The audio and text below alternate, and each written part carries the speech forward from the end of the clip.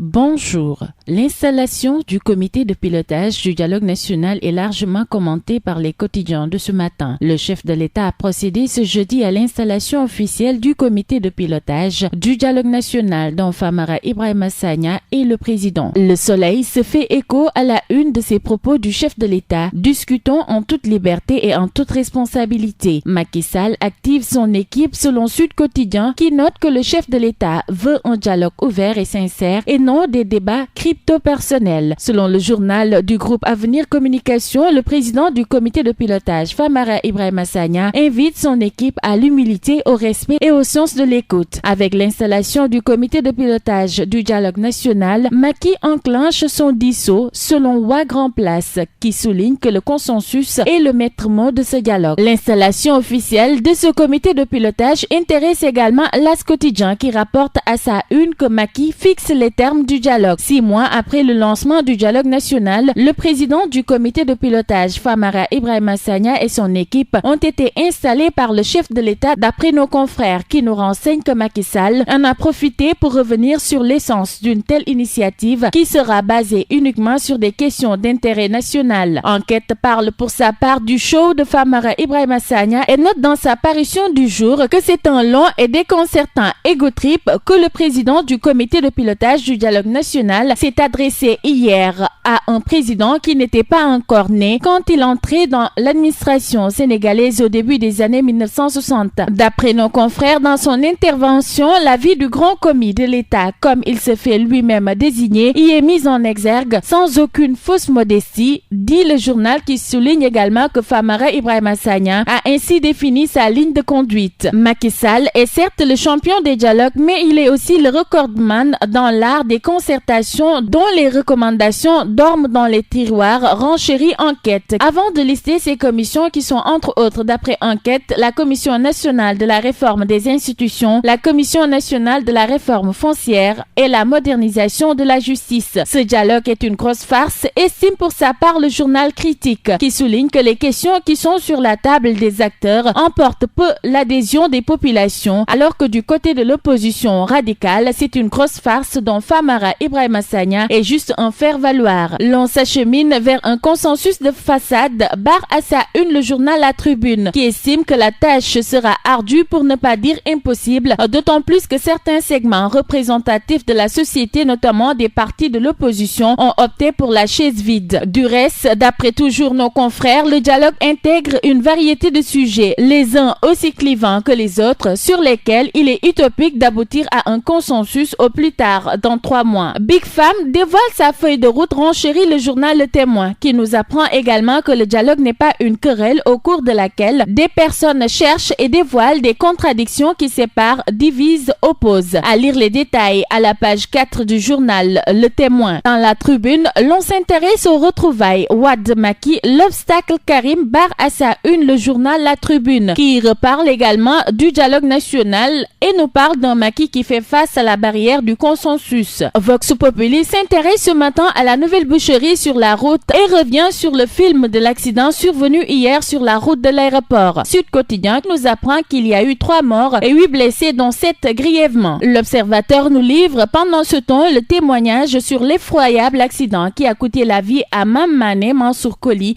et Ahmed Sy. Libération s'intéresse à Déthié Ndiaye qui descend la SGBS. D'après nos confrères, condamné en première instance dans l'affaire de détournement portant sur 3 milliards de francs CFA, ce dernier se dédouane. Cette histoire est une combine, un complot sévement orchestré à la veille de l'élection présidentielle pour me briser, d'après Déthié Ndiaye dans les colonnes de Libération. L'État signe une décharge à Mbebes, nous apprennent nos confrères du journal L'Observateur qui s'intéresse au projet de promotion de la gestion intégrée et de l'économie des déchets solides. D'après ce journal, le projet a 3 phases du gouvernement pour donner une nouvelle vie au plus grand dépotoir d'ordures du pays. Nos confrères nous font part également du retrait des charretiers de Dakar. Le journal du groupe Futur Média rapporte également les fracassantes révélations de El Hadj Mansour Mbaye, un entretien à lire à ses pages 4 et 5 du journal L'Observateur. Sport pour terminer avec le journal Record qui s'intéresse au prix Eusebio 2019 et nous apprend que Sadio Mané est sacré. 2019, d'après nos confrères, est riche en trophées